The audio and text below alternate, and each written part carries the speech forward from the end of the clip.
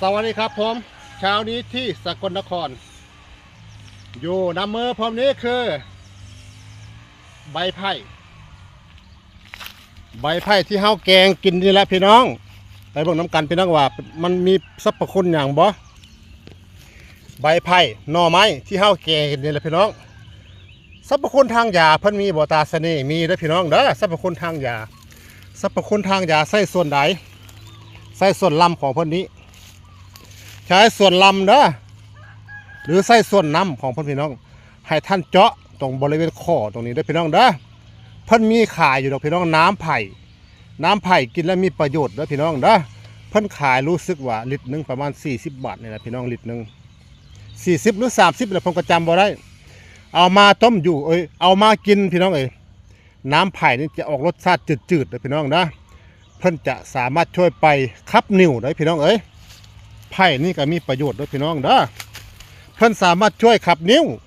ให้เป็นนิ้วในกระเพาะปัสสาวะพี่น้องเยี่ยวบ่ออกปวดกระเพาะปัสสาวะให้ท่านไปหาซื้อน้ำไผ่เอามากินพี่น้องเด้อกินบ่เฮิงพี่น้องประมาณ1 คืนหรือ2 คืนนี่แหละนิ้วในกระเพาะปัสสาวะท่านจะหลุดออกเด้อเพิ่นยังสามารถช่วยไปบรรเทาอาการเกี่ยวกับพวกนิ้วในกระเพาะปัสสาวะในไตได้อย่างดีเด้อบำรุงร่างกายได้อย่างดีได้พี่น้องไม่ไผ่นี่น้ำไผ่จะบำรุงร่างกายช่วยขับนิ้ว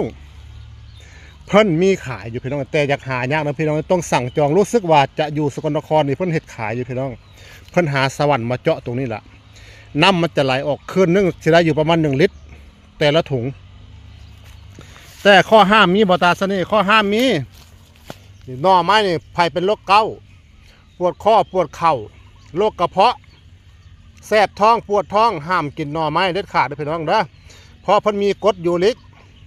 จะทำให้อาการปวดข้อปวดเข่าปวดกระเพาะเจ็บท้องปวดท้องของท่านจะรุนแรงขึ้นถ้าไผ่เป็นโรคกระเพาะกินหน่อไม้จะทำให้ปวดท้องแสบท้องอย่างรุนแรงเด้อห้ามกินพี่น้องทุกสิ่งทุกอย่างก่อนกินก่อนใส่จะพาเชื่อผมเด้อให้ท่านศึกษาเพิ่มเติมก่อนค่อยหาอยู่ค่อยหากินแล้วท่านอยู่ดีมีแห้ง